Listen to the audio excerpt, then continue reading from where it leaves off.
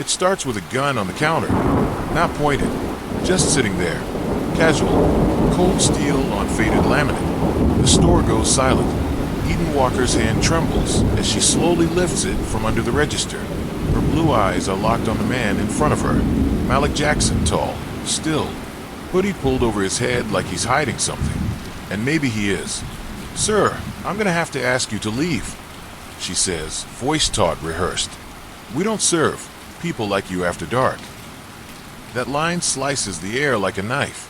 The young white couple behind Malik freezes mid-whisper. An old man near the beer fridge stops stocking. Even the neon light outside seems to dim. But Malik doesn't move, doesn't flinch. He just stares at her, eyes calm, controlled, but his jaw tense, like he's grinding down a scream. "People like me?" he finally says, voice low, almost a whisper. Eden shifts behind the counter. "You know what I mean."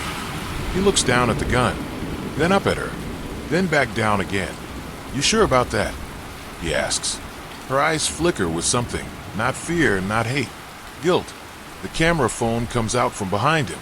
A teenage girl records silently from aisle 2, a bag of chips in her hand, a moment about to go viral in the other. "You should go," Eden says again, quieter this time, and Malik does. No words, no threats, no noise, just the slow push of a glass door, the jingle of a bell, and the hush of a storm that hasn't hit yet. 2 hours later, the video hits 100,000 views in a blink. A black man refused service. Calm, dignified, walked away. The comments pour in. "Racist trash cashier needs to be fired." "Look at how he looked at her. That man is dangerous." He handled it like a king. But no one's ready for the real twist. The sheriff gets a call. Private line. Block number. A voice on the other end. He's here. The brother. Sheriff Lowe hangs up without a word. Opens a drawer. Inside a file. Labeled Jackson D. Unresolved. He hadn't seen that name in 5 years. Not since the night a rookie detective was found floating in the river. Lungs full of mud. Badge gone. Later that night, Eden stares at her reflection in the bathroom mirror, still wearing her cashier vest. She splashes water on her face. Looks again. Behind her, a shadow in the doorway. "Why'd you do it, Eden?" She jumps. It's Malik, inside her house. But he's not yelling, not threatening, just watching her. "You think I'm here about some soda and a pack of gum?" he asks, stepping forward. She backs away, heart pounding. "How did you?" "I know who killed my brother," he says. "And I think you do too." Silence. Then her voice, barely audible. "Malik, you weren't supposed to come back." 2 hours before Malik appeared in her mirror, Eden Walker stood alone behind the store counter, staring at her reflection in the plexiglass divider like it might blink first. She hated that job, hated the dead eyes of late-night drunks, hated the way the floor tiles stuck to her soles like guilt. But mostly, she hated herself, because what she did tonight wasn't about race. Not entirely. It was a message, one sent by the man who showed up the day after Daniel Jackson died. Back then, Eden wore summer dresses and called Daniel D. They'd sneak out to the lake, his badge tucked in the glove box, hers. Nothing but hope in a Polaroid smile. "I'm gonna clean this town up," he told her once, laying on the hood of his car under a broken moon. "You're gonna get yourself killed," she replied. He laughed. Didn't know he was already right. The night he died, he was supposed to meet her. Instead, she found a note in her mailbox. "Keep quiet, or you'll float next." The next day, she walked into the store and never looked back. Routine became protection. Silence became survival. Until tonight. Until Malik. Eden's breathing is ragged. She backs into the bathroom wall, watching Malik approach like a ghost who skipped the haunting and came straight for justice. "I didn't kill him," she says, hands up. "But you let him die," Malik answers. And she doesn't deny it. He reaches into his jacket. She flinches, but he pulls out a thin black notebook. Worn, water-stained. Daniel's name scratched into the cover. My brother kept records. Every name, every threat, every move he made before he died. Eden's eyes go wide. I thought that was gone. Malik nods. So did the people who killed him. Malik flips to a page marked with a red star. Names listed. Phone numbers. Codes. Sheriff Lowe. Deputy Hall. And one more that makes Eden gasp. J. Walker. Your father. Malik asks. Eden nods, barely. Tears forming. He was part of it. No, she whispers. He was the one who tried to stop them. They killed him 2 weeks later. Said it was a heart attack. And just like that, Eden isn't just a racist cashier. She's the daughter of a dead whistleblower. A girl who lost the man she loved. And now, the only person who might be able to help expose it all. Malik softens. Just for a moment. Why didn't you tell anyone? I was 19. Scared. And they promised to kill me if I talked. She pauses. But maybe I'm tired of being afraid. She reaches into a shoebox beneath her bathroom sink, pulls out a flash drive wrapped in medical tape. Daniel gave me this the night before he died, she says. Said it was everything. Malik takes it, cradles it like a matchbook that might burn a forest. Suddenly, a crash outside. Tires. Footsteps. A car peeling away. Malik runs to the window. Someone was watching. Eden stares at the mirror, but now, she's not looking at herself. She's looking at the reflection of what's coming, and it's not just about her anymore. Rain hits the ground like broken glass. Malik drives in silence, windshield wipers beating like a tired heart. Eden sits in the passenger seat, flash drive clutched tight in her palm, like it might vanish if she lets go. They haven't spoken since the gunshot, since the shadow at the window, since someone made it clear, you're being watched. They park near the old train yard, a place the sheriff's men wouldn't look twice. Malik finally breaks the silence. You could have told me, he says, voice flat. Told you what? Eden snaps.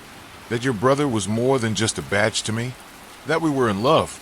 That I watched him drown in red tape, while everyone I knew called him a fool? She exhales. Her voice cracks. I buried him twice. Once when he died, and again when I shut up and played along. Malik leans back in the seat. The flash of lightning catches a scar near his jaw, one Eden had never seen before. They sit there, breathing in each other's ghosts. Malik takes the flash drive and plugs it into an old burner laptop. The files pop open like a grave being dug. Names, money trails, police logs, and then a video file. They hesitate, then click play. Daniel appears on screen, tired, hollow-eyed, his voice a whisper. If you're watching this, I didn't make it, but it wasn't an accident. Sheriff Lowe, Councilman Braxter, they're running Oxy through the precinct, using the evidence locker as a front. My partner's in on it. I don't know who to trust anymore, not even Eden.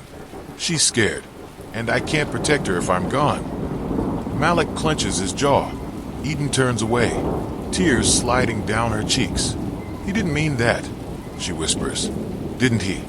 Malik fires back, then softens. Or maybe he was just tired of being alone. Malik replays the last 10 seconds. Something catches his eye. Daniel tapping his fingers during the message. Tap, pause, tap, tap, tap. Morse code. Malik deciphers it fast. Under the light. They both look at each other. Eden knows what it means. The old street lamp outside his apartment. It never worked, but he always parked there. Rain pours as they reach the broken lamp. Eden's hands tremble as she pries at the rusted base. Malik scans the street. No headlights. No cops. No one. Click. A panel pops loose. Inside, a burner phone. A photo of Sheriff Lowe handing an envelope to a man in a black hoodie. And a single bullet in a plastic bag with a badge number engraved on it. Malik stares at it. It's Daniel's badge number. Eden looks at him. You said you came back for justice, she says. I did, but that's not all. Malik doesn't answer, but the silence says more than words ever could. Their lips meet, not with heat, but hunger. Not passion, pain. A kiss built from years of loss and things unsaid. But just as quickly as it starts, crash. A bottle shatters near the alley wall. A figure runs. Malik gives chase. Eden calls out, "Wait!"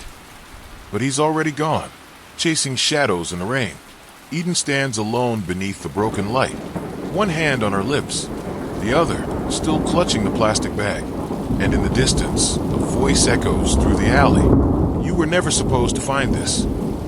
Blood on concrete, just a smear, barely visible in the alley rain. But Malik sees it.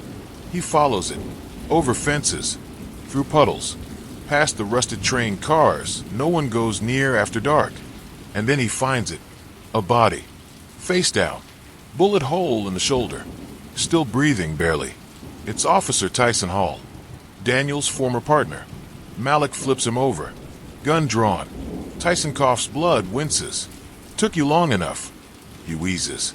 "You're supposed to be dead." Malik growls. "Same to you." Tyson chuckles, then winces again. "Pain like karma. I was supposed to meet Daniel the night he died," he mutters. "But I backed out. Got spooked."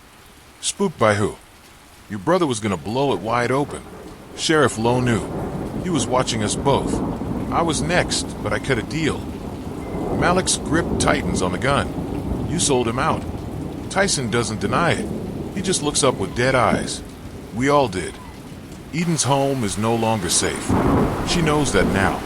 She paces, replaying everything. The video, the code, the badge number, the bullet, Malik's kiss, the chase, the silence since. Suddenly, her phone lights up. Unknown number. She hesitates. Answers. A voice. Female. Smooth. Controlled. "If you want to live, you'll stop digging." Then the line goes dead. Eden stares at the phone. Not fear on her face. Fury. Malik hauls Tyson's body into the back of his car. He's bleeding bad, not long now. But before Malik can drive off, sirens. Blinding lights. Sheriff's cruisers surround him. Guns drawn. "Step out of the car." A voice booms. Malik does. Hands raised. Sheriff Lowe steps forward, calm as ever. Smirking. Quite the night for coincidences, huh? Malik says nothing. Then the sheriff walks over, looks in the back seat, and frowns. Tyson's gone. Just blood left behind. "Looks like you lost your passenger," Lowe says, eyes narrowing. "Shame." Sheriff Lowe leans in close. "You're not here for truth. You're here for revenge. You think you're the only one who loved him." He lowers his voice. "I gave Daniel chances. I told him to stop. Told him Eden wasn't safe. He didn't listen. That's not my fault." Malik's jaw clenches. Sheriff Lowe smiles. "I'm gonna let you walk tonight, because I want you to see what happens next. To Eden. To this town. To everyone who opens the wrong door." Eden arrives at the abandoned family cabin, deep in the woods. It's the one place no one would look. No one except her. Inside, everything's covered in dust, except the fireplace. Recently disturbed. She reaches inside and pulls out an old shoebox. Inside, newspaper clippings of Daniel's death. A USB labeled Echo. And a letter addressed to Eden in her father's handwriting. "If you're reading this, they've come back. Trust no badge. Not even the ones that seem clean. And Eden, Daniel didn't die in that river. Not right away. That night, a shadow returns to the train yard. Boots. Silence. A whisper in the dark. Tyson Hall bandaged. Bleeding. Still alive. He opens a secret hatch under the tracks and climbs down. Below is a room. Concrete. Cold. Covered in photos. Every person involved. Every move tracked. And in the center, a wall of photos of Malik. Eden. Daniel. Tyson stares at one photo. Daniel smiling. Young. Alive. "Sorry, brother," Tyson mutters, "but I'm not done running." The sky is the color of steel, and everything beneath it, just as cold. Malik stands in front of the sheriff's station, hoodie up, gun tucked. Inside his pocket, the flash drive labeled Echo, decrypted and loaded with evidence. Names, deals, murders, everything his brother died for. He's not here to ask questions anymore. He's here to finish what Daniel started. At Eden's father's cabin, the USB revealed the last missing puzzle piece. The oxy ring wasn't just cops. It wasn't just dirty politics. It was family.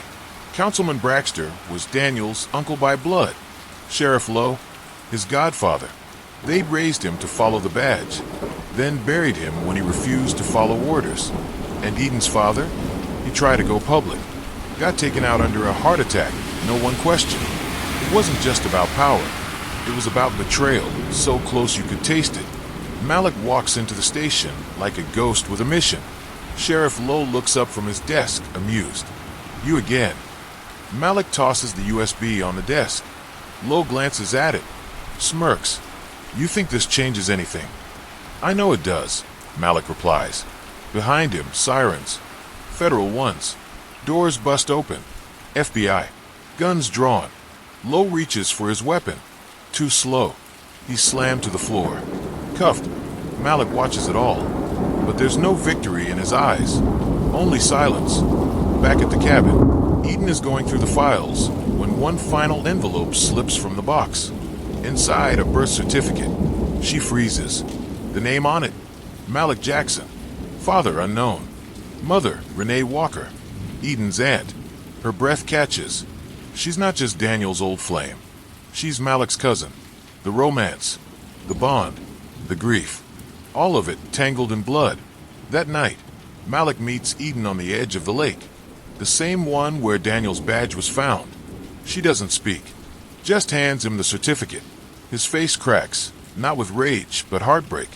I didn't know, he whispers. I believe you, Eden says, barely audible. But what we had, it can't stay.